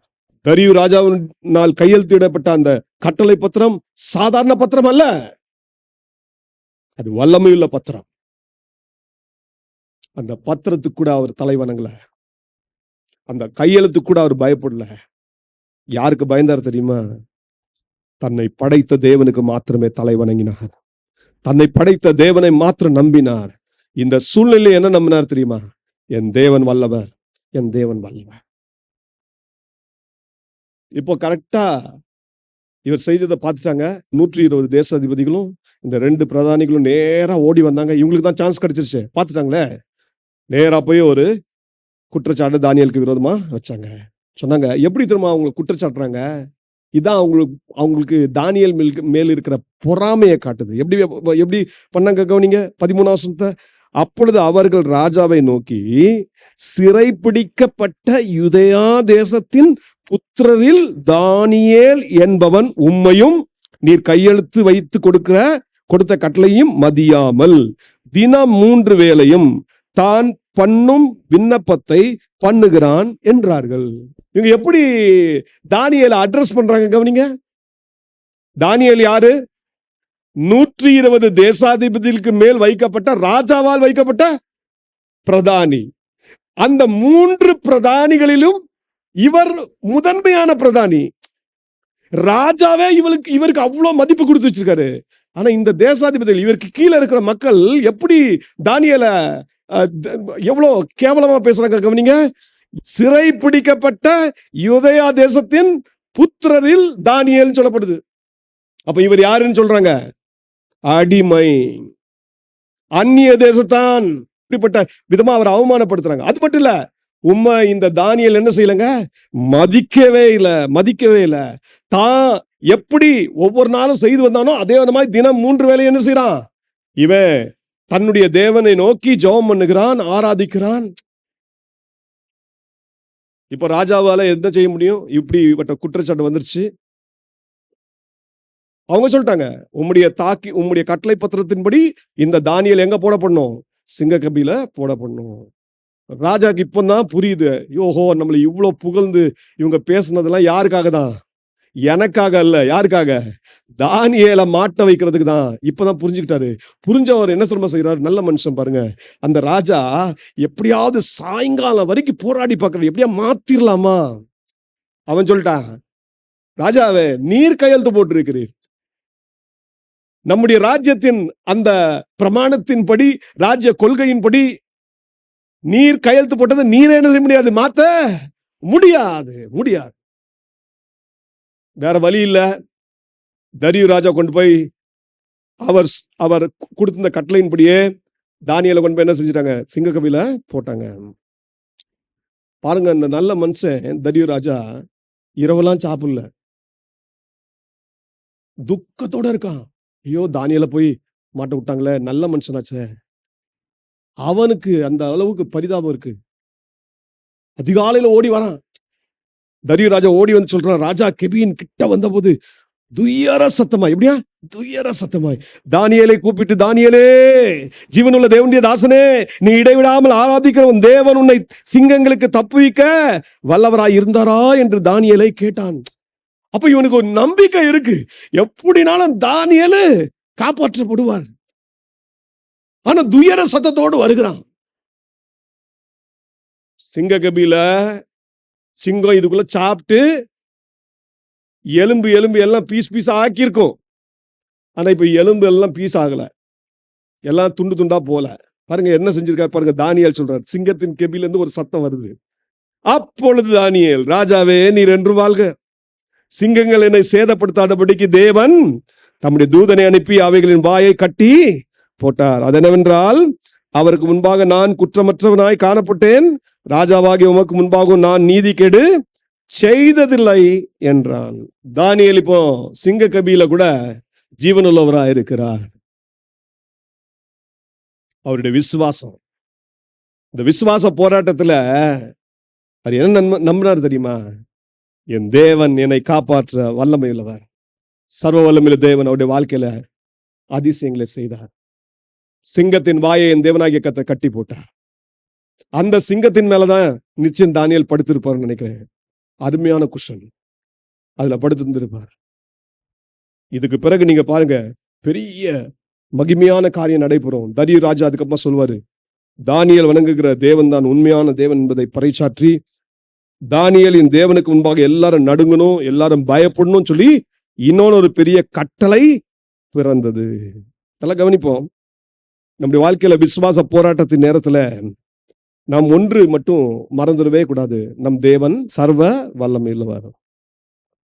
அவருடைய வல்லமையை ஒரு நாள் என்ன செஞ்சிடாதீங்க, குஷன் பண்ணிடாதீங்க. அதனாலதான் நான் சொன்னேன், சிங்கத்தின் வாயை அடைத்த பிறகுதான் அவர் சர்வ வல்லமை இல்ல. தானியேல் எப்போ நம்பினாரு?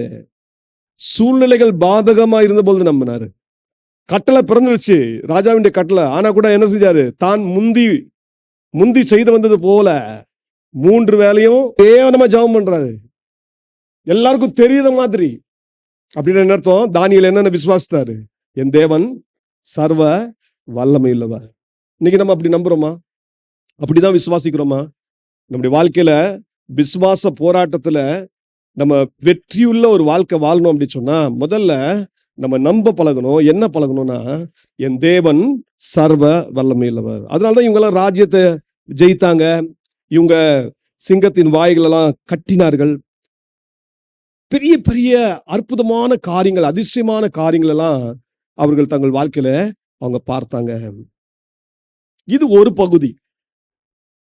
இது எல்லா நேரமும் அப்படி வருமா அப்படின்னா கிடையாது. விசுவாச போராட்டத்துல அடுத்த ஒரு பகுதியை நான் காட்டுறேன். நீங்க ஒவ்வொரு முறையும் நீங்க என்ன செய்யணும்னா, உங்க விசுவாசத்தை உறுதிப்படுத்தி கொண்டு, யூதா சொல்றாரு, ஆவியில ஜெபம் பண்ணுங்க. என்ன செய்யுங்க? ஆவியில ஜெபம். இந்த ஆவியில ஜெபம் பண்ணும்போது தான் உங்களுக்கு தெரியும் இந்த விசுவாச போராட்டத்துல தேவனுடைய சித்தம் என்ன. இரண்டாவது கவனிங்க, எபிரேயர் 11ஆம் அதிகாரம் அதனுடைய 35ஆம் வசனத்துடைய மத்திய பகுதியில் பார்ப்போம். வேறு சிலர் மேன்மையான உயிர்த்தெழுதலை அடையும்படிக்கு விடுதலை பெற சம்மதியாமல் வாதிக்கப்பட்டார்கள். வேறு சிலர் நிந்தைகளையும் அடிகளையும் கட்டுகளையும் காவலையும் அனுபவித்தார்கள். கல்லெறியுண்டார்கள், வாளால் அறுப்புண்டார்கள், பரீட்சை பார்க்கப்பட்டார்கள், பட்டயத்தினாலே வெட்டப்பட்டு மரித்தார்கள். செம்மறியாட்டு தோள்களையும் வெள்ளாட்டு தோள்களையும் ஓர்த்து கொண்டு திரிந்து குறைவையும் உபத்திரவத்தையும் துன்பத்தையும் அனுபவித்தார்கள். உலகம் அவர்களுக்கு பாத்திரமாய் இருக்கவில்லை. அவர்கள் வனாந்திரங்களிலேயும் மலைகளிலேயும் குகைகளிலேயும் பூமியின் வெடிப்புகளிலேயும் சிதறுண்டு அலைந்தார்கள். பாருங்க, இது அடுத்த சாரார். இவங்க வாழ்க்கையில பாருங்க என்ன நடந்துச்சு. மேன்மையான உயிர்த்தெழுதலுக்காக என்ன செஞ்சாங்களா?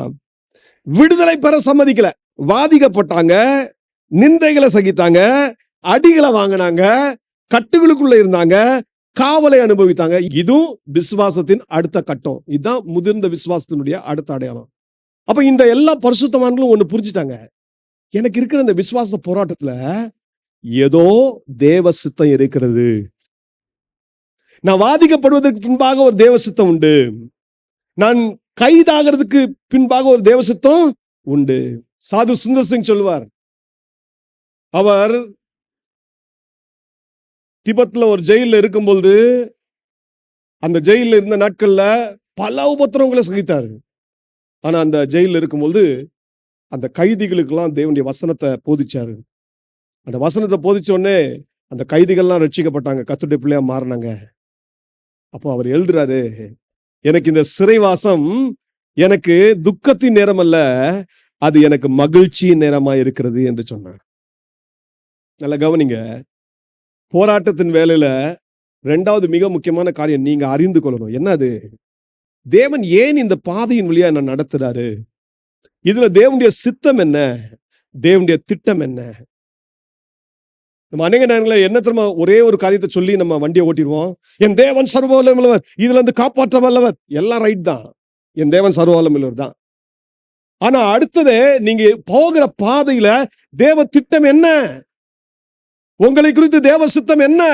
இதை நீங்கள் அறிந்து கொண்டீர்கள் என்றால் உங்க விசுவாச போராட்டத்தில் நீங்க ஜெயம் பெற முடியும். அந்த விசுவாச போராட்டம் உங்களுக்கு நல்ல போராட்டமா மாறிடும். வியாதிகள் நேரம், வேதனை நேரம், யோசித்து பாருங்க. போராட்டத்தின் நேரத்தில் கர்த்தருடைய சித்தத்தை அறிந்து கொள்ள பிரயாசப்படுகிறீர்களா?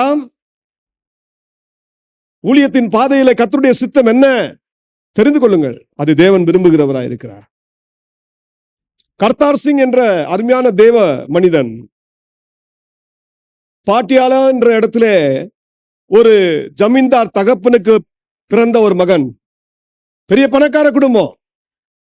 அந்த பணக்கார குடும்பத்தில் பிறந்த அவர் தன்னுடைய வாலிப நாட்களிலே இயேசுவை தன்னுடைய சொந்த இரட்சகராக ஏற்றுக்கொண்டார். அவரை ஏற்றுக்கொண்ட பிறகு கிறிஸ்துவுக்காக ஜீவிக்க ஆரம்பித்தார். கிறிஸ்துவுக்காக ஊழியம் செய்ய ஆரம்பித்தார்.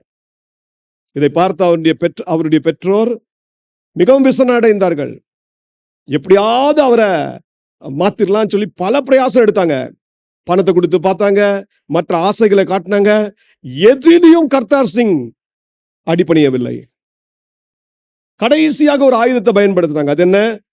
அவருக்கு திருமணத்துக்கு நியமிக்கப்பட்ட பெண்ணை அனுப்பி, ஏமா நீ போய் சொல்லு, நீ எப்படியாவது ஒரு அன்பின் வார்த்தையை சொல்லி எப்படியாவது அவனை வசப்படுத்திருன்னு சொன்னாங்க. அந்த பெண் போனால் கர்த்தார் சிங் சொன்னா, நான் உங்களை காதலிக்கிறேன், நம்ம குடும்பம் நல்லா வரணும், நீங்க என்னை விட்டு மட்டும் போயிடாதீங்க. உடனே கர்த்தார் சிங் சொன்னாராம், ஏமா என் இதயத்தை இயேசுவுக்கு கொடுத்துட்டேன், இனிமேல் இந்த இதயத்துல வேற யாருக்கும் இடம் இல்லை, என்னை மறந்துடு, நான் இயேசுவுக்காக தான் வாழ்வேன் என்று சொல்லி அந்த பெண்ணுடைய அந்த அன்பின் வேண்டுதலை நிராகரித்து விட்டார். அந்த பிள்ளை அழுதுட்டே போனா. பெற்றோர்கள் போய் சொன்னா, இவன் பெற்றோர்கள் பார்த்தாங்க, இவன் எதுக்குமே அடிபணிய மாட்டேங்கிறானே. உடனே அவனை வீட்டை விட்டு துரத்திட்டாங்க. கர்த்தார் சிங்கை வீட்டை விட்டு துரத்துற உடனே கர்த்தார் சிங் பணத்துக்கு ரொம்ப கஷ்டப்பட்டாரு. அவர் ஜமீன்தார் வீட்டு பையன். அவருடைய வயல்ல அநேக வேலையாட்கள் வேலை செய்தார்கள். ஆனா இப்போ தன்னுடைய அன்றாட உணவுக்காக மற்றவங்களுடைய வயல்ல போய் வேலை செய்ய ஆரம்பிச்சாரு. கூலி வேலை செய்ய ஆரம்பிச்சாரு. அதன் மத்தியிலும் போய் ஊழியம் செய்ய ஆரம்பிச்சார். ஊழியம் செய்து கர்த்தார் சிங் கடைசியில திபெத் என்ற நாட்டுக்கு சென்றார். அந்த திபெத் என்ற நாட்டுல சுவிசேஷம் அறிவிப்பதற்கு தடை விதிக்கப்பட்டிருந்தது. ஆனா அந்த திபெத்ல டசிங்காம் என்ற ஒரு பட்டணத்துல அவர் ஊழியம் செய்து கொண்டிருக்கும் பொழுது அந்த ஊர் ஜனங்க அவரை பிடித்து அந்த திபெத்ல இருக்கிற அந்த லாமாட்டை கொண்டு போய் அவரை நிப்பாட்டினாங்க. இந்த மனுஷன் அந்நிய தேவனை குறித்து இங்க பிரச்சாரம் பண்றாரு, இயேசுவை குறித்து பிரசங்கம் பண்ணுகிறார் என்று சொல்லி அவர் மேல் குற்றச்சாட்டு வைத்தாங்க. லாமாக்கு ஒரே கோபம். அவர் சொன்னார், எங்க நாட்டுல இப்படிப்பட்ட போதனைகளுக்கெல்லாம் இடம் கிடையாது, நீ எப்படி போதிக்கலாம் என்று சொல்லி அவருக்கு மரண தண்டனை விதித்தார். கர்த்தார் சிங் அந்த மரண தன்னை கூட சந்தோஷமா ஏற்றுக்கொண்டார். அவரை மரண தன்னைக்கு அழைத்து செல்றாங்க. எப்படிப்பட்ட மரண தன்னை தெரியுமா? அவருடைய வஸ்திரத்தெல்லாம் உரிந்து விட்டார்கள். உரிந்து விட்டு பச்சை எருமை தோலை வச்சு அவருடைய முழு சரீரத்தையும் தச்சாங்க. தச்சுட்டு சூரிய வெளிச்சத்துல விட்டாங்க. அப்படியே ஊர் மக்கள் அந்த அந்த மக்கள்லாம் பார்த்துட்டே இருக்காங்க. முதல் நாள் ஆச்சு, 2வது நாள் ஆச்சு. அந்த சூரிய வெளிச்சத்துல அந்த எருமை தோல், அந்த அந்த தோல் அப்படியே சுருங்க ஆரம்பிக்குது. சுருங்க ஆரம்பிக்க அவருடைய எலும்புகள் எல்லாம் முறிய ஆரம்பிக்கிறது. மிகுந்த வேதனையில கர்த்தார் சிங் இருக்கிறார். அந்த நேரத்துல கூட என்னை விட்டுருங்க என்று சொல்லி கெஞ்சவே இல்லை. ஒரு வார்த்தை கூட அவர் அந்த லாமாட்ட சொல்ல. இயேசுவுக்காக தன்னை முற்றிலுமாய் அர்ப்பணித்தார். 3ஆம் நாள் இந்த வேதனையின் மிகுதியில அவர் பக்கத்துல இருந்த காவற்காரர் சொன்னாரா, ஒரே ஒரு சின்ன உதவி செய்யுங்க, இந்த வலது கையை மட்டும் கொஞ்சம் எடுத்து விட்டுருங்களேன்னு சொன்னார். அந்த மனுஷன் பார்த்தாரு, இறக்கப்பட்டாரு. அந்த தோல்ல இருந்து தையல் எடுத்துட்டு அந்த வலது கையை எடுக்கிற அளவுக்கு மாத்தினாங்களாம். அதுக்கப்புறம் அவர் சொன்னாரா, பக்கத்திலேயே அவருடைய வேதாகமும் அவருடைய புதிய ஏற்பாடை தூக்கி எறிஞ்சிருந்தாங்க, அந்த புதிய ஏற்பாடை கொஞ்சம் எடுத்துருவாங்கப்பான்னு சொன்னாங்க. அதை எடுத்துட்டு வந்தாரு. இந்த முதல் பக்கத்துல அவர் 3 மொழியில எழுதினாராம். ஆங்கிலம், உருது, பர்ஷியன் 3 மொழியில எழுதினாரு. என்ன தெரியுமா சொன்னாரு? அநேக நாள் ஆண்டவர்கிட்ட ஜெபம் பண்ணினேன். ஆண்டவரே, எனக்கு உயிர் தாரும் என்று கேட்டேன். எனக்கு நீங்க உயிர் தந்தீங்க. எனக்காக உயிர் தந்த இயேசுவுக்காக என் உயிரை கூட நான் கொடுக்க ஆயத்தமாயிருக்கிறேன் அப்படின்னு சொல்லி முதல் எழுதினாரா. 2வது எழுதினாரா, அந்த நாட்கள்ல இந்தியால சதி பிரதா என்று ஒன்று இருந்தது. கணவன் இறந்த உடனே அந்த கணவனை எரிக்கிற அந்த அந்த இதுல மனைவியையும் எரித்து விடுவார்கள் உயிரோடு. அவர் சொன்னாரா, உலகத்துல ஒரு கணவனுக்காக ஒரு மனைவியே இறக்குற அப்படிப்பட்ட சூழ்நிலை இருந்தபோது என் இயேசுவுக்காக என்னையே நான் உயிர் தியாகம் பண்ண ரெடியா இருக்கேன். நான் ஒன்றும் பெரிய சாதனை சாதிக்கல என்று சொல்லி அடுத்தது எழுதினாரா. 3வது எழுதினாரா, ஒரு மரம் சாய்கிறது போல நான் சாய்கிறேன், வெட்டப்பட்ட மரம் சாய்கிறது போல சாய்கிறேன். ஆனா இங்க சாய்ந்து கிடக்கிறது மரம் தான், மரணம் தான் சாய்ந்து கிடக்கிறதே ஒழிய இந்த கர்த்தார் சிங் அல்ல. இந்த கர்த்தார் சிங் உயிரை கொடுத்த இயேசுக்கு சொந்தமாயிட்டான் என்று சொல்லி அடுத்தது 3வதாக எழுதினாரா.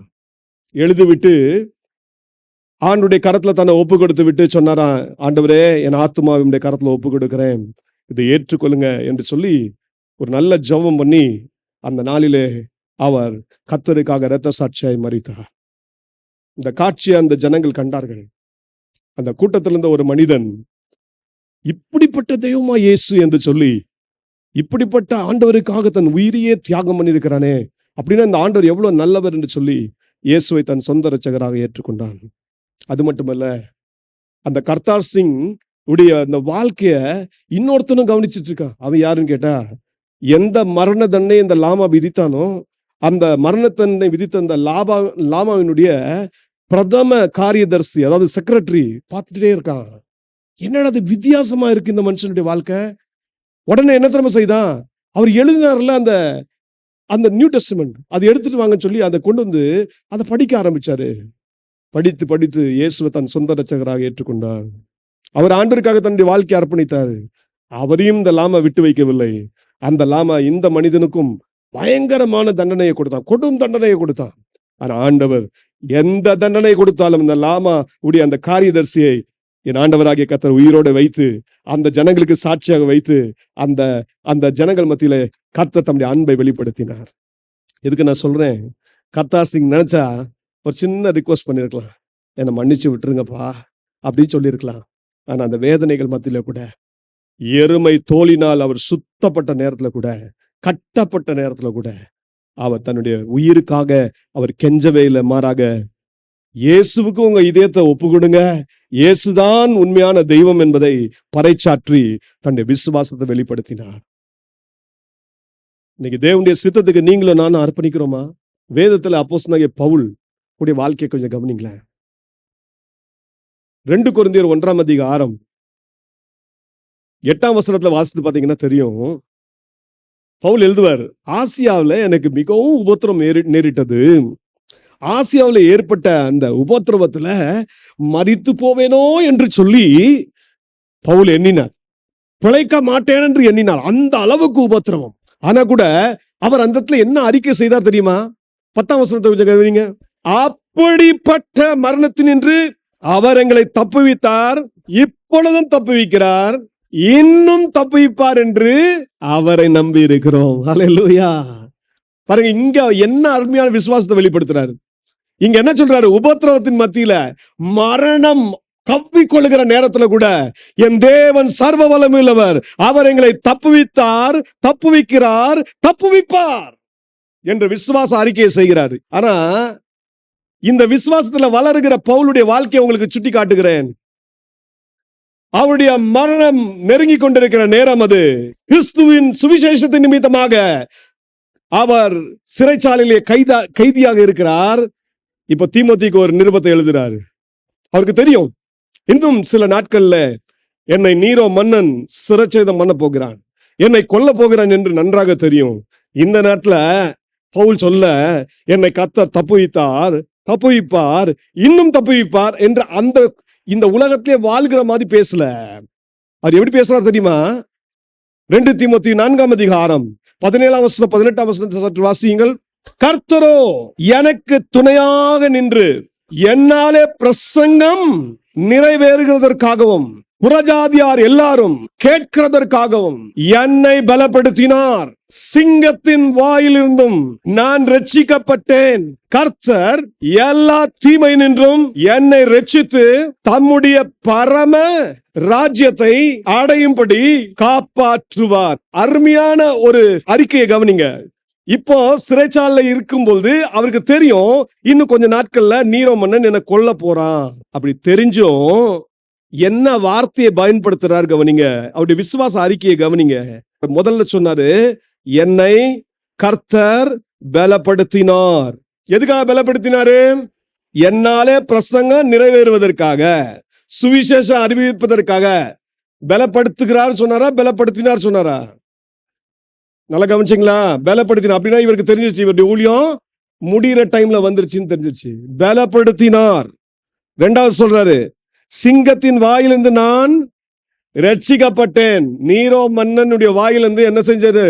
என்னை ரட்சித்து விட்டார் சொல்றாரு. ஏன்னா அவருக்கு தெரியும், நீரோ மன்னனே, நீ என்னுடைய இந்த சரீரத்தை தான் நீ சாகடிக்க முடியும், ஆனா என் ஆத்மாவையும் ஆவியையும் உயிர்ப்பிக்கிற தேவனாகிய கர்த்தர் உண்டு, என்ன நீ ஒரு நாள் என்ன செய்ய முடியாது, வீழ்த்தவே முடியாது. 2வது.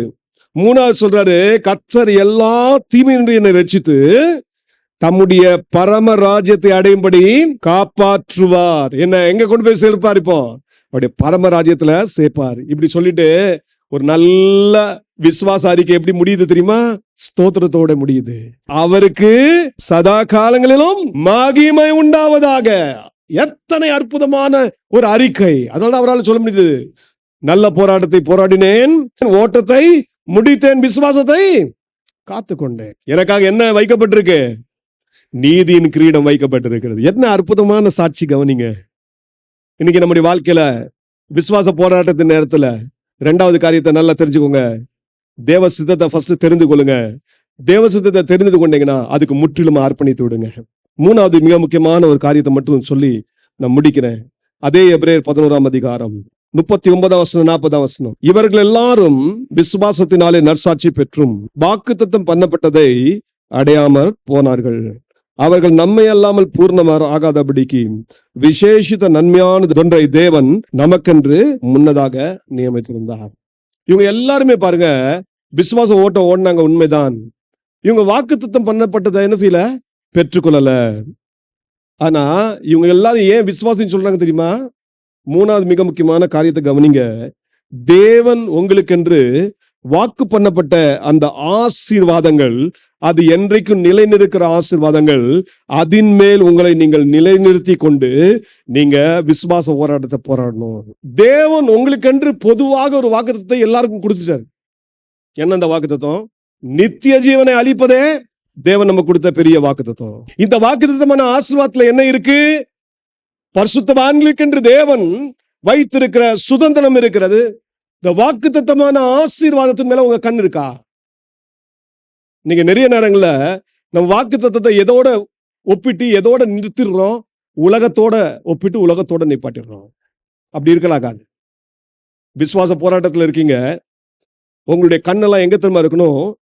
தேவன் எனக்கென்று வாக்கு பண்ணின ஆசீர்வாதங்கள் என்ன, அந்த வாக்குத்தத்தமான ஆசீர்வாதத்தை நான் சுதந்திரிக்கணும். அதை எனக்கு நிச்சயம் தேவன் தருவார். அதனால்தான் இவங்கெல்லாம் விசுவாச வீரர்கள். வாக்குத்தத்தம் பண்ணப்பட்டதை பெறல. அதனால இன்னும் அழகா இதில் சொல்லும்போது அவர்கள் எப்படி எழுதியிருக்காங்க பாருங்க. 13ஆம் வசனம். இவர்கள் எல்லாரும் வாக்குத்தத்தம் பண்ணப்பட்டவைகளை அடையாமல் தூரத்திலே அவைகளை கண்டு நம்பி அணைத்து கொண்டு பூமியின் மேல் தங்களை அந்நியரும் பரதேசிகளும் என்று அறிக்கையிட்டு விசுவாசத்தோட மரித்தாங்க. இப்ப இவங்க என்ன எப்படி வாழ்ந்தாங்க இந்த உலகத்துல? அந்நியர், பரதேசி, இப்படிதான் வாழ்ந்தாங்க. அப்படி வாழ மட்டும் இல்ல, பூமியில தங்க அந்நியர் பரதேசிகள் என்று அறிக்கையிட்டாங்க. இது கவனிக்கணும். இந்த பூமி எனக்கு சொந்தம் அல்ல சொல்ல முடியுதா? விசுவாச வீரர்கள் இந்த உலகத்தை எப்படி பார்த்தாங்கன்னா, இது ஒரு சுயநாடு அல்ல, இது அந்நிய நாடு. நான் இந்த உலகத்துல நான் வாழ்ற உண்மைதான், விசுவாச ஜீவியம் ஜீவிக்கணும் உண்மைதான், தேவனுக்காக ஒரு நற்சாட்சி பெற்ற ஒரு மகளா ஜீவிக்கணும் உண்மைதான். இந்த உலகத்துல நான் யாரு? அந்நியர், பரதேசி. எனக்காக ஒரு நல்ல வீட்டை என் தேவன் ஆயத்தம் பண்ணி இருக்கிறார். அந்த நித்திய ஜீவனை நான் அடையணும். ஆகவே இவங்க எல்லாம் எப்படி மரிச்சாங்க? விசுவாசத்தோடு மரிச்சாங்க. இப்படி அறிக்கை இடுகிறவர்கள் சுயதேசத்தை நாடி போகிறோம் என்று தெரிய படுத்துகிறார்கள். நம்முடைய சுயதேசம் எது? பரலோக ராஜ்யம் தான் நம்முடைய சுயதேசம். மூணாவது ரொம்ப முக்கியமான காரியம், வாக்குத்தத்தமான ஆசீர்வாதங்கள் மேல் உங்களை நிலைநிறுத்தி கொள்ளுங்கள். நமக்கு கொடுக்கப்பட்ட வாக்குத்தத்தமான ஆசீர்வாதம் என்ன? நித்திய ஜீவன். அந்த நித்திய ஜீவன்ல என்ன ஆசீர்வாதம் அடங்கி இருக்கு? சுதந்திரம் அடங்கி இருக்கு. பரிசுத்தவான்களுக்கு கொடுக்கப்பட்ட சுதந்திரம். அந்த சுதந்திரம் எப்படிப்பட்டது? 1 பேதுரு 1ஆம் அதிகாரம் அது 5ஆம் வசனம் 6ஆம் வசனத்துல வாசித்து பாருங்க. எப்படிப்பட்ட சுதந்திரம் அது? அழியாத, மாசற்ற, வாடாத சுதந்திரம். இந்த சுதந்திரத்தை நீங்க சுதந்திரிக்க தான் தேவன் உங்களை அழைத்திருக்கிறார். அப்போ இந்த போராட்டத்தின் ஜீவியத்துல சொல்லுங்க, ஆண்டவர் எனக்கென்று ஒரு நல்ல வாசஸ்தலத்தை ஆயத்தம் பண்ணி இருக்கிறார். அந்த சுதந்திரத்தை நான் சுதந்திரிக்க போகிறேன். ஆகவே இந்த உலகத்துல நான் எப்படி வாழ்வேன்? பரதேசியா, அந்நியனா நான் வாழ்வேன். கர்த்தருக்காக நல்ல நற்சாட்சியுள்ள மகனா மகளா ஜீவிப்பேன். நான் விசுவாசத்தினால்தான் மரிப்பேன். இப்படி நீங்க வாழ பிரயாசம் எடுக்கணும். சரி, 3 காரியத்தை சொல்றேன். விசுவாசத்துல வளர்றோம்னா, போராடுறோம்னா, முதல்ல என் தேவன் சர்வ வல்லமையுள்ளவர் என்பதை நான் பூரணமாய் நம்பணும். 2வது, இந்த போராட்டத்தின் நடுவிலே தேவ சித்தம் என்ன என்பதை அறிந்து கொண்டு என்னை முற்றிலும் அர்ப்பணிக்கணும். 3வது, இந்த விசுவாச போராட்டத்துல எனக்குள்ள நம்பிக்கையை ஆண்டவர் கொடுத்த வாக்குத்தத்தமான ஆசீர்வாதம் தான். அந்த வாக்குத்தத்தமான ஆசீர்வாதத்தின் மேல் என்னை நான் நிலைநிறுத்திக் கொள்வேன். தேவன் தாம் இந்த கிருபைகளை நமக்கு தருவாராக. நாம் எல்லாரும் கர்த்தரை நோக்கி ஜெபிக்கலாம்.